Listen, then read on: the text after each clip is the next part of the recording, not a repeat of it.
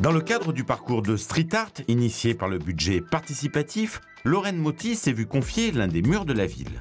Clermont-Ferrand, une ville dont elle avait croqué et noté les caractéristiques lors d'un précédent passage.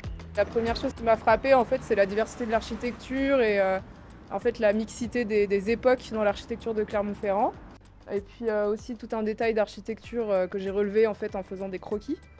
Donc dans mon carnet, j'ai repéré certaines petites croix, des petites gargouilles qui étaient un peu planquées ici et là, des couleurs aussi. Donc j'ai relevé beaucoup de turquoise, de couleurs un peu saumon et tuiles.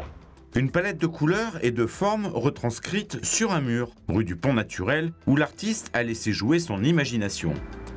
Dans cet ancien quartier de couvents et de monastères, jardins, plantes et fleurs offrent un air de quiétude et d'harmonie, au regard de chacun dans ce musée à ciel ouvert. Alors, le street art, un musée ? C'est important que ça sorte des musées, mais les musées sont très importants aussi, ont leur énorme rôle à jouer avec des choses qui sont plus protégées, qui font partie d'autres époques aussi. Nous, on est dans un monde contemporain, donc c'est bien de remettre tout cet art-là aussi dehors. Mais voilà, pour moi, c'est un plus par rapport au musée.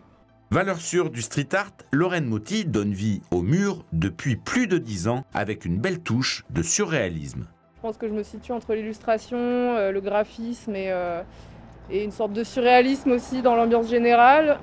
J'aime bien en fait prendre des objets et les mettre à un endroit où on les attend pas. En fait, par exemple, ce pot qui est posé sur un sol qui est plutôt extérieur, à côté d'une fontaine, voilà.